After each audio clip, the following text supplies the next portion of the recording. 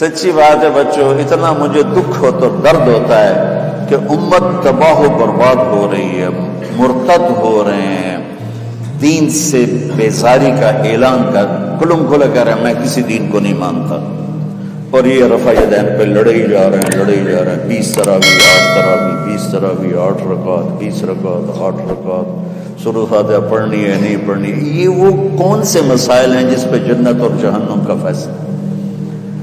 بغض جہنم میں لے جائے گا، چاہے دینی بغض ہو چاہے دنیاوی بغض ہو، جہنم میں لے جائے گا۔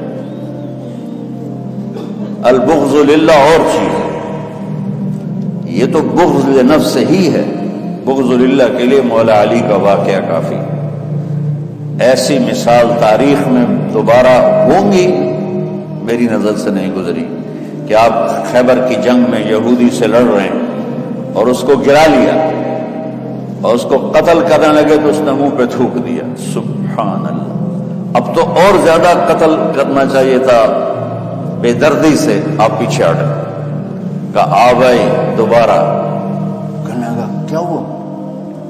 کہ تم نے میرے منہ پہ تھوکا نا، تو پہلے میں تمہیں اللہ کے لیے قتل کر رہا تھا، جب تم نے میرے منہ پہ تھوکا تو مجھے ذاتی غصہ آ گیا۔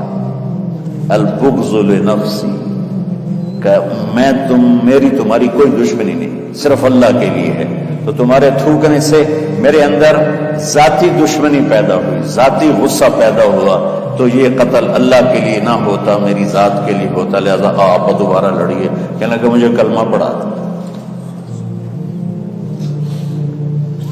تو شکر ہے کچھ ماحول بدلا بھی ہے، ہر مکتب فکر میں معتدل لوگوں کی تعداد بڑھ رہی ہے، لیکن ہر مکتب فکر میں ایسے سخت دل اور ایسے متعصب آنکھوں پہ پٹی باندھ کے بیٹھے ہوئے کہ اپنے سوا کسی کو مسلمان سمجھنا ہی نہیں۔ اچھا دیکھو تم میری اولاد ہو، اللہ کا واسطہ دیتا ہوں، اگر تمہارا میرا کوئی تعلق ہے، پتہ نہیں تمہارا مقدر تمہیں کہاں کہاں لے جائے، کس ممبر پہ بیٹھو، کس مسند پہ بیٹھو، کس درس کی مجلس میں بیٹھو، لوگوں کو دین پڑھانا، بچوں کو، اگلی نسل کو دین پڑھانا، اگلی نسل میں نفرت کے بیج نہ بونا، بغض کے بیج نہ بونا۔ میرا رب بڑا کریم مہربان ہے۔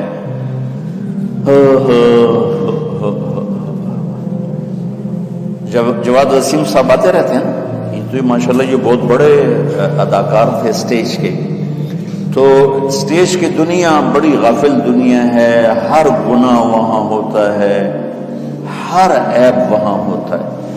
تو وہ ایک اپنے ساتھی کا بتا رہے تھے کہ جس کی ساری زندگی ہر عیب ہر گناہ میں انتہا پر تھی،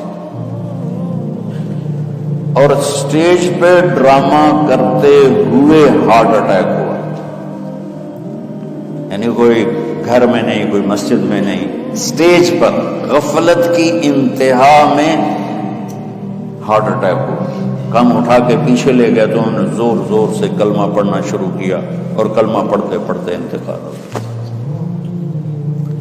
تو جس شخص کی ساری زندگی ایسے عیبوں میں گزری کہ میں منہ پہ لاتے ہوئے شرماتا ہوں، وہ مرتے ہوئے کلمہ پڑھ رہا ہے، تو میرے رب کو کیا چیز پسند ہے؟ یہ مولانا شاہ صاحب کے بھائی کا واقعہ، تو ابھی کا واقعہ۔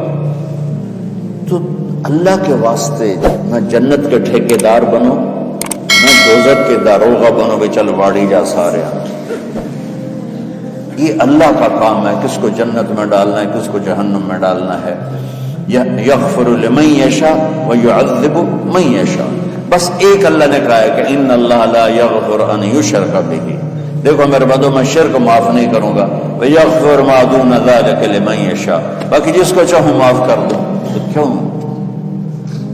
دورے کے بچے بیٹھے ہوئے ہیں، اب جانے والے ہیں چند دنوں میں، تو خاص طور پر ان کے لیے میں یہ پیغام دینا چاہتا ہوں کہ اللہ کے واسطے اگر اللہ تم سے دین کا کوئی کام لے تو دین پیش کرنا، مسلک پیش نہ کرنا، دین پیش کرنا۔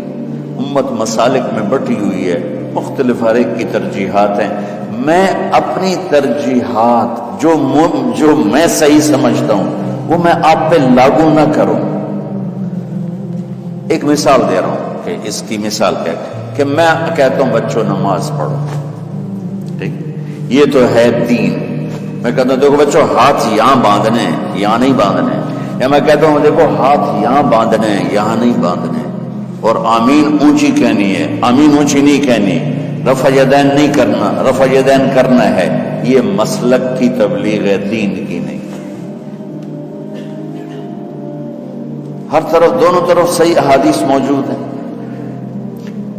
میں نے اس کو لے لیا، مولوی سعید نے اس کو لے لیا، تو اس میں لڑائی کی کیا بات ہے؟ تو امت مختلف مکاتب فکر میں بٹی ہوئی ہے، اللہ تمہیں توفیق دے کہ دین پیش کرنا، مسلک کی تبلیغ نہ کرنا، دین کی تبلیغ کرنا۔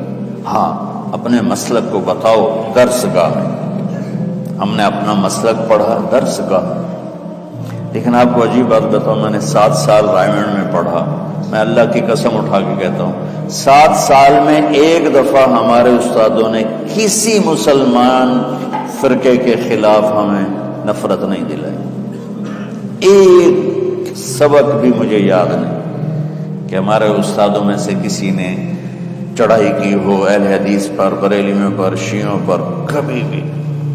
ہمیشہ میں امت امت امت امت، اللہ نے وہ ہمارے دل میں گاڑ دی وہ بات۔ آگے میں جو نسل تیار کرنا چاہتا ہوں ایسی تیار کرنا چاہتا ہوں۔ جو کچھ سنا گیا اللہ اس پر عمل کرنے والا اور آگے لوگوں تک پہنچانے والا